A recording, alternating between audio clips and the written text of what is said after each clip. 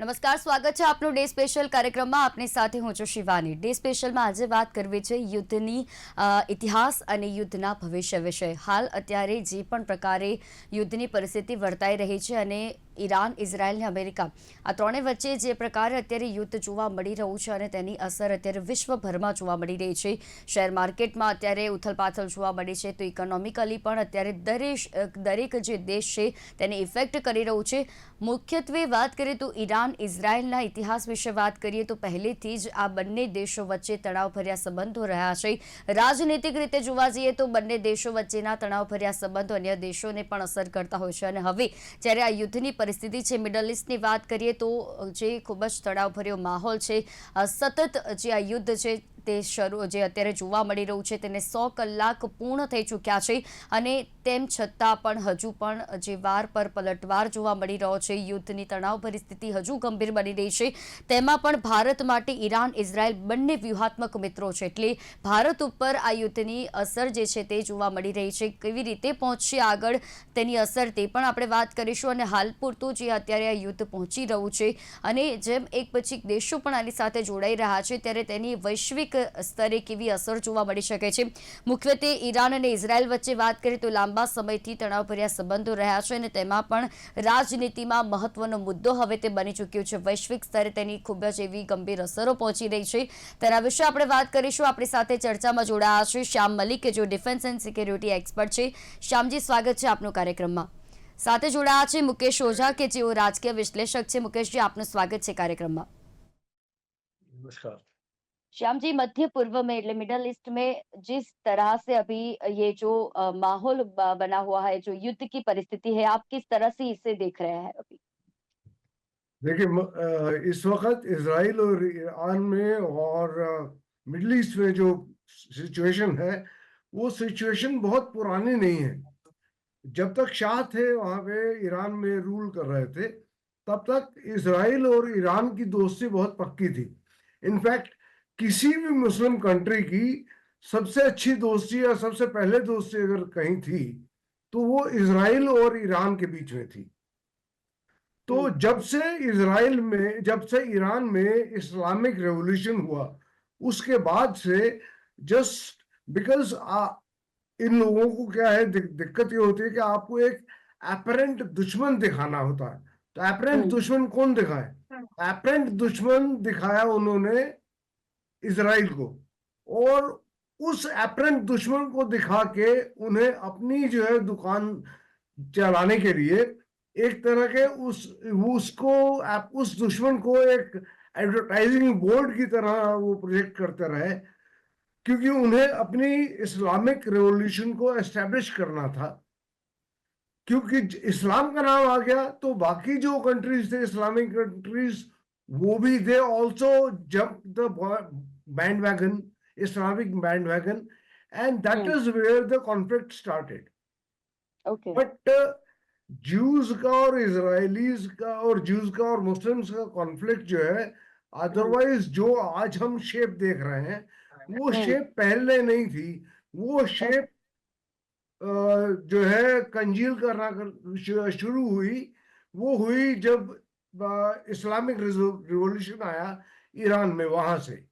जी જી બિલકુલ. એટલે જે પ્રકારે મુકેશજી, શ્યામજીએ કીધું કે આ જે પરિસ્થિતિ અત્યારે જોવા મળી રહી છે, પહેલા ઈરાન અને ઇઝરાયલ જે છે એક મૈત્રીપૂર્ણ સંબંધો આ બંને દેશો વચ્ચે હતા, પરંતુ જે રીતે ઇસ્લામિક જે રીતે રિવોલ્યુશન ત્યાં આવ્યું અને ત્યારબાદ પરિસ્થિતિ વધારે વણસી અને અત્યારે આ યુદ્ધની પરિસ્થિતિ સામે આવી રહ્યું છે, ત્યારે ઈરાન ઇઝરાયલના જે પણ પ્રકારની અત્યારે પરિસ્થિતિ છે તેના ઇતિહાસનો ઉપર નજર નાખીએ તો કેવા પ્રકારના તેમના સંબંધો અને અત્યારે જે યુદ્ધ પહોંચી રહ્યું છે, હાલ તો અત્યારે તણાવભર્યા સંબંધો બંને દેશો વચ્ચે છે, અમેરિકા પણ વચ્ચે જોડાયેલું છે, અન્ય દેશો પણ તેની સાથે જોડાયેલા છે. ઘણી બધી રીતે કેટલા એવા લોકો, માસૂમ લોકોના ભોગ લેવાઈ ચૂક્યા છે આ યુદ્ધને કારણે, અને હજુ પણ આ યુદ્ધ ગંભીર બની શકે છે. તો તેની કેવી અસર પહોંચાડી શકે છે વૈશ્વિક સ્તરે, કારણ કે ભારત ઉપર તો તેની અસર પહોંચી રહી છે, કારણ કે ભારત માટે આ બંને દેશો વ્યૂહાત્મક રીતે મિત્ર સંબંધો ધરાવે છે અને બંને દેશો મહત્વપૂર્ણ છે. ત્યારે આખા વિશ્વમાં એક તો ઇકોનોમિક ભૂકંપ પણ આવ્યું છે, ઇકોનોમિક વોર પણ ચાલુ થઈ ગયું છે, એ પણ આપણે કહેવું રહ્યું પહેલી વાર. જે પરિસ્થિતિ નિર્માણ થવા પામી છે, ત્રીજા વિશ્વ યુદ્ધ તરફ આખું વાતાવરણ બની રહ્યું છે. હવે જે નાટોના દેશ ગ્રીસ છે, જે ફ્રાન્સ છે, બ્રિટન છે, ઇટલી છે, આ બધા દેશો પણ તૈયારી કરી લીધી છે. અને હવે જે પ્રકારે હુમલા અરબ કન્ટ્રીઝ પર થયા છે, આ જ અરબ કન્ટ્રીઝ હતું કે એક સાથે ઈરાનના સમર્થનમાં હતું. આ જ ઓમાન જે હતું કે એ મધ્યસ્થી કરાવવા માટે અમેરિકા સાથેના પણ પ્રયત્નો કર્યા. આ જ કુવૈત હતું, કારણ કે આ બધા રાષ્ટ્રની અંદર જે શિયા કોમ છે એના પણ લોકો રહે છે. અને એક 57 દેશ છે, 57 દેશની અંદર શિયા સુન્ની બંને રહેતા હોય છે, પણ શિયાનો જે વડો હતો, જે ધર્મગુરુ હતો, જે સુપ્રીમ લીડર હતો, એની હત્યાની પાછળ જે દુઃખ થયું છે, એટલે અત્યારે ઈરાનની અંદર જે ચાલી રહ્યું છે, બદલાની ભાવનાનું યુદ્ધ ચાલી રહ્યું છે. એટલે આ બદલાની ભાવનાને જોતા તમે જુઓ કે જ્યાં ગમે ત્યાં મિસાઇલ મારો થઈ રહ્યો છે. એ ઈરાન એમ કે છે કે અમે જે અરબ કન્ટ્રીઝમાં છે, અમેરિકાના જે બેઝ ઉપર અમે કેમ્પ ઉપર હુમલો કરી રહ્યા છીએ, પણ એવું નથી. એ મોલ ઉપર પણ હુમલો કરે છે અને અન્ય સ્થળો ઉપર પણ હુમલો કરે છે. આ જ પ્રણાલી સાથે ઇઝરાયલે પણ જે તહેરાનને જે રીતે સાફ કરી દીધું છે, એના લોકો ઉપર હુમલો કર્યા છે. હજારોની સંખ્યામાં લોકોના મૃત્યુ થયા છે. યુદ્ધવીરોની સંખ્યા અલગ હોઈ શકે છે, પણ સામાન્ય માણસોની સંખ્યા વધારે છે. અને જે નવા સુપ્રીમ લીડર મોઇઝતપ્પા ખામનેઈની નિયુક્તિ થઈ છે, 56 વર્ષીય એક યુવા કહી શકાય, અને એ પણ બહુ અત્યંત ખતરનાક માણસ છે. એ પેલા જે મૂળ એના ધર્મગુરુ હતા એ તો કદાચ થોડાક શાંત હતા, પરંતુ આ જે વ્યક્તિ છે એ ખૂબ અને આ લોકોની જે ચેનલ છે એ નક્કી કરેલું છે કે ભાઈ હું ના હોઉં તો તું, ને તું ના હોય તો આ, ના હોય તો આ, એમ કરીને તમે જુઓ કે ખામનેઈના ગયા પછી પણ ઈરાનનો જે શસ્ત્રમારો છે એ ક્યાંય ઓછો થયો નથી. અમેરિકાએ ઈરાનની ક્ષમતાને માપવામાં ક્યાંક પછડાટ ખાધી છે, એ ચોખ્ખું દેખાય છે. કારણ કે એને સમજવામાં પણ ભૂલ કરી છે. ઈરાન પાસે ભલે નેવી બેઝ ઓછું હોય, પરંતુ જે એની મિસાઇલ ક્ષમતા છે, ડ્રોન ક્ષમતા છે, ડ્રોન ટેકનોલોજી છે, એ ખૂબ સારી છે. અને 3 થી 4 હજાર મિસાઇલોનો સ્ટોક રાખનારો, અને અહીંયા માઇન્ડ વોર પણ ચાલી રહ્યું છે. તમે એવું ના સમજો કે એ જે ખાલી ડ્રોન નાખીને પણ અમેરિકાની 2-2 કરોડ ડોલરની મિસાઇલો એને એન્ટિસેપ્ટ કરવા માટે મારો ચલાવી રહ્યા છે. એટલે આજે છેલ્લા 2 દિવસની અંદર અમેરિકાની અંદર પણ શસ્ત્રનો દારૂગોળો ઓછો થઈ રહ્યો છે. એની પણ ચિંતા દેખાઈ રહી છે. ત્યાંનું જે ડેમોક્રેટિક છે એ પણ આના ઉપર ચિંતન કરી રહ્યું છે. ટ્રમ્પ ઉપર સવાલ પણ ઉઠાવી રહ્યું છે. અને ટ્રમ્પની જે એનો જે સ્વભાવ પ્રમાણે જે એની નિર્ણય શક્તિના કારણે જે સ્થિતિ ઉદ્ભવી છે, ચોક્કસ આના માટે ટ્રમ્પ જવાબદાર છે.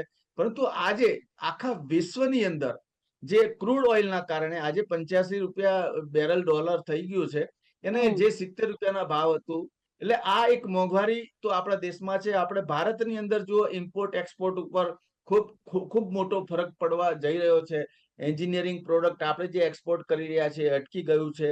અને જે હાર્મોન્સ જે સ્ટેટ છે, જ્યાંથી જે 33 કિલોમીટરની જે ખાડીમાંથી બધા જે જહાજો આવી રહ્યા છે, અને એમાં માત્ર ચીનના જહાજને જ ઈરાને પરમિશન આપી છે, અને બાકીના બધા જહાજ અટવાઈ પડ્યા છે. ભારત સરકારે પણ વિનંતી કરી છે કે અમારા 37 જેટલા જે જહાજો અટવાઈ ગયા છે એને રસ્તો આપે. પરંતુ અહીંયા ભારતની ભૂમિકા મધ્યસ્થ તટસ્થતા વાળી જોવા મળી રહી છે. એટલે તમે જુઓ કે ભારત ક્યાંય પણ એવું સ્ટેટમેન્ટ નથી આપ્યું. એટલે ઈરાન અત્યારે ભારતને કઈ રીતે વિચારે છે એ પણ જોવું રહ્યું.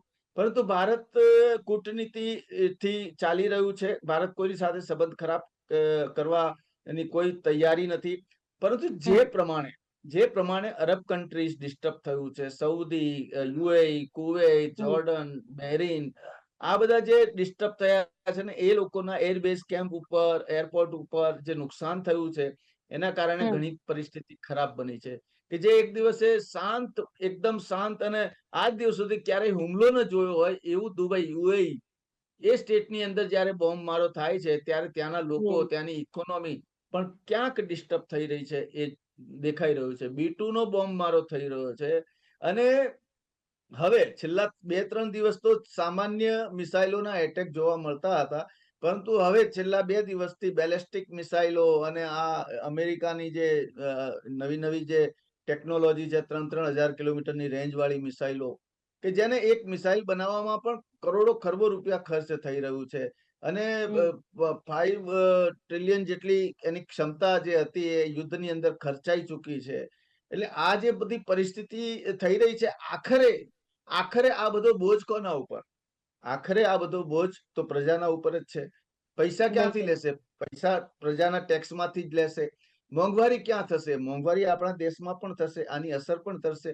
ભારતની જીડીપીમાં ચોક્કસ 0.5% થી 1%નો ઘટાડો જો આ યુદ્ધ 10-15 દિવસ ચાલે તો આખા હમ વર્ષના અંતે 1-1.5%નો જીડીપીનો ઘટાડો આપણને જોવા મળી શકે એમ છે. કારણ કે આપણું ઇમ્પોર્ટ પણ અટક્યું છે ને એક્સપોર્ટ પણ અટક્યું છે. જે આપણી ઇમ્પોર્ટ એક્સપોર્ટની વચ્ચેની જે ખાઈ હતી એ પણ હમ સતત વધી રહી છે. બીજું કે અમેરિકાનું જે એક્સપોર્ટ હતું એ પણ ડિસ્ટર્બ છે. હું પોતે બિઝનેસમેન છું, મારા પોતાના કન્સાઇનમેન્ટ રોકાઈ ગયા છે. એટલે આ બધી પરિસ્થિતિ જે છે આવનારા દિવસોની અંદર વધુ ગંભીર બની શકે છે. એ હમ આપણને ચોક્કસ દેખાઈ રહી છે. जी, बिल्कुल, बिल्कुल અને જે प्रकारे गंभीर असरों तेनी अन्य देशों पर पड़ी रही है। श्याम जी, ये ईरान और इज़राइल के बीच जो अभी तनावपूर्ण जो स्थिति है, उसकी जड़ें कहाँ से शुरू हुई और कहाँ तक जा सकती है? क्योंकि अभी जिस तरह से युद्ध आगे बढ़ रहा है, इसके 100 घंटे पूर्ण हो चुके हैं, फिर भी ये युद्ध रुकने का नाम नहीं ले रहा है और 124 जहाँ से કલાક પૂરા થયા. इसकी जी तो श्याम जी, इसकी तनाव की जो शुरुआत है, उसकी जो जड़ है, वो कहाँ से शुरू हुई? देखिए ये शुरुआत जो है शिया सुन्नी कॉन्फ्लिक्ट नहीं था। 1300 में एक सुल्तान सल्तनत हुआ करती थी। हुँ, सुल्तान एक सल्तनत होती थी, रम की सल्तनत। और ओके। सल्तनत ऑफ रम जो थी वो 1300 में, वो उसमें शियाज भी थे, सुन्नीज भी थे। तो ये शिया सुन्नी कॉन्फ्लिक्ट जो है इतना पुराना नहीं है। इस शिया सुन्नी कॉन्फ्लिक्ट को, ठीक है उसके रूट्स हैं पुराने, हुँ, प्रॉफिट के टाइम से, वो प्रॉफिट की डेथ के टाइम से रूट्स हैं उसकी शिया सुन्नी की। लेकिन अगर आप इसराइल और ईरान का कॉन्फ्लिक्ट देखें तो वो इतना पुराना कॉन्फ्लिक्ट नहीं है। इनफैक्ट अगर कॉन्फ्लिक्ट्स, मिडिल ईस्ट में कॉन्फ्लिक्ट्स अगर आपने देखने हैं तो हुँ, शियाज के बड़े या पैलेस्टीनियंस के कॉन्फ्लिक्ट से बहुत पुराना कॉन्फ्लिक्ट है, जो है कुर्द लोगों का कॉन्फ्लिक्ट, कुर्दिस्तान की डिमांड। और कुर्दिस्तान की डिमांड में कुर्दों की पॉपुलेशन 4 देशों में है। ईरान में है, इराक में है, टर्की में है और सीरिया में है। इन हुँ, 4 देशों में कुर्दों की डिमांड है। अब जो जब एक कुर्द बने, प्रेसिडेंट बने इराक के हुँ, सद्दाम के बाद में, तो कुर्द जो प्रेसिडेंट थे उन्होंने वहां पे अरबिल वगैरह को, कुर्दिस्तान का हिस्सा जो था उसको बहुत अच्छी तरह डेवलप किया। इनफैक्ट आज मिडिल ईस्ट में दुबई वगैरह के बाद अगर सबसे प्रॉपरली और सिस्टमेटिकल डेवलपमेंट कहीं हुई है तो वो अरबिल वगैरह में हुई है, इराक में। हुँ, जहां तक अब हिस्ट्री में जाते हैं तो हिस्ट्री ये है कि जब तक ईरान ने अपने आप को रेडिकल इस्लामिस्ट नहीं बनाया था, तब तक दुनिया में रेडिकल इस्लाम छोटे छोटे पॉकेट्स में होता था। इंडिया में हुँ, था, बरेलवी थे, वो थे, वहाबीज थे, ये सब थे। लेकिन ये छोटे पॉकेट में बहुत बहुत डोमिनेंट वो नहीं था, वर्ल्ड ओवर इसका इम्पैक्ट नहीं था। हुँ, ये जब इस्लामिक रेवोल्यूशन आई ईरान में, उसके बाद से सडनली इस्लामिक वर्ल्ड को अपनी इस्लामिक आइडेंटिटी को पुश करने का एक शौक चढ़ा, and they started imposing the Islamic entity upon everybody else. अभी हुँ, हमारे मित्र कह रहे थे कि थर्ड वर्ल्ड वॉर, मैं आपको गारंटी करके कह सकता हूं, और आज की हुँ, डेट में आप लिख लीजिए, थर्ड वर्ल्ड वॉर अभी नहीं होगी।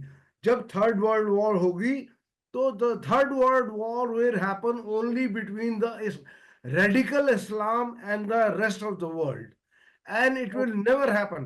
Today, there is no conflict between radical Islam and the rest of the world, because सिवाय ईरान के बाकी जितने इस्लामिक कंट्रीज हैं वो भी हुँ, ईरान के खिलाफ हैं। तो जी, इस्लामिक वर्ल्ड इकट्ठा नहीं है, इसलिए थर्ड वर्ल्ड होने का चांस ही नहीं है। हाँ, अब ये वॉर कब तक चलेगी? मैं आज भी कह रहा हूं, पहले भी कहता रहा हूं, give your patience at least 10 days and then let your patience evaporate after 10 days. 10 दिन के बाद जो है, 10 दिन के आगे अगर ये वॉर जाए, तब आप अपनी पेशेंस को अपसेट होने दीजिएगा। 10 दिन के लिए वेट कर लीजिए, कोई बात नहीं। ईरान ने बहुत दिन से बहुत सारी स्टॉक पाइल की हुई है, मलिक साहब, लेकिन अरब रन कंट्रीज आउट ऑफ मार द खाते मिसाइल्स। रहेंगे क्या? मलिक साहब, अरब कंट्रीज क्या मार खाते रहेंगे क्या? सर ग्रीस ने अरब, हमला स्टार्ट कर दिया, फ्रांस ने शुरुआत कर दी, ये शुरुआत कर दी, और नाटो कंट्रीज जब आ गई, और नाटो कंट्रीज का रूल्स नंबर 5 ये कहता है कि अगर एक नाटो कंट्री पे हमला होता है तो पूरा नाटो कंट्री उस पे हमला करती है।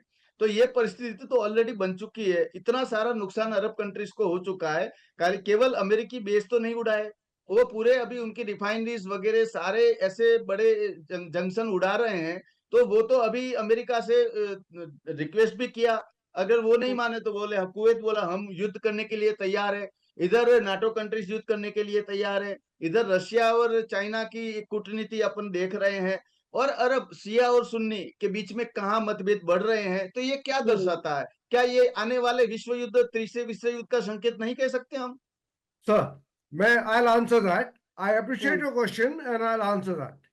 देखिए क्या है कि नाटो कंट्रीज में अगर नाटो कंट्रीज का जो वो है, एक नाटो कंट्रीज में टर्की के ऊपर ही अटैक हुआ है अभी, और नाटो कंट्री और बाकी जितने भी लोग आ रहे हैं, European countries are incoming and they are jumping into the Cyprus पे भी हमला conflict हुआ। because they want to end the conflict quickly. But it is not a Islamic world versus rest of the world. अभी ये लड़ाई नहीं है, it is Iran versus the rest लड़ाई है। तो ईरान एंड ईरान और इसराइल की लड़ाई है। इसराइल के साथ रेस्ट ऑफ द वर्ल्ड है, ईरान के साथ चाइना और रशिया कोवर्टली हैं, और हैं भी कि नहीं है, हैं, चलिए लेट्स एज्यूम है भी। ऐसे यूनाइटेड स्टेट्स की जो इजराइल के साथ भूमिका रही हुई है कि वो जो साथ दे रहे हैं इजराइल का कि हम लोग भी इजराइल के साथ है, ऐसे ईरान के साथ जैसे आपने बताया कि कोई ऐसा है नहीं कि जो सामने आके बोल सके कि मैं भी ईरान के साथ हूँ और मैं भी युद्ध में शामिल हो रहा हूँ। तो क्या ऐसा श्याम जी माना जा सकता है कि जैसे जैसे ये युद्ध आगे बढ़ेगा, कोई अगर मध्यस्थी बनता है तो ये युद्ध जाके समाप्त हो सकता है, ऐसा ऐसी कोई सिचुएशन क्रिएट हो सकती है, इतनी कितनी पॉसिबिलिटी है? मध्यस्थता तब काम करती है जब कोई भी जब दोनों पार्टीज जो है बैठ के बात करना चाहती हैं। हुँ, यहाँ पे ईरान बात करने के लिए तैयार नहीं है। हुँ, Iran is over confident about its potency. Iran को हुँ, एक बहुत बड़ी गलतफहमी थी ईरान को, कि अगर हुँ, ईरान के साथ कॉन्फ्लिक्ट होगा तो पूरा शिया वर्ल्ड वुड जी, stand with Iran, which has हुँ, नॉट हैपेंड। एंड उनका वो जो गैम्बल था वो फेल हो गया। इस वजह से ultimately I can tell you in another 10 days there would be a regime change in Iran, and that is where the this conflict is going to end. Why America has landed into it? Because hmm, America ने अपनी hegemony, अपनी supremacy, वो Israel को तो वो नहीं outsource नहीं कर सकता ना। तो वो तो हुँ, ये दुनिया को बताना चाहता है कि I am a super power. Super power, yes, So that is America's role. It is hmm, not. And the role that the Europeans are playing is a role that they want to end this conflict as soon as possible, because unlike India, they or people have not cushioned themselves hmm, in terms of fuel, in terms of other supplies. They have not cushioned themselves. State of Hormuz जो है जब बंद है, तो जी, India ने बहुत पहले से तैयारी की हुई थी, इंडिया ने अपनी कुशनिंग कर रखी है। हम स्टेट ऑफ हॉर्मूज बंद भी रहे तब भी हमारे पास ऑयल वगैरह का स्टॉक बहुत है। हुँ, लेकिन ये सब कंट्रीज के साथ नहीं है, और इस वजह से बाकी जो कंट्रीज आ रही हैं वो सिर्फ इसलिए आ रही हैं, they just want to escalate the end hmm, of the process, the end of the conflict. Conflict, That जी, is their involvement. That is the reason behind their involvement. Ji. Hmm.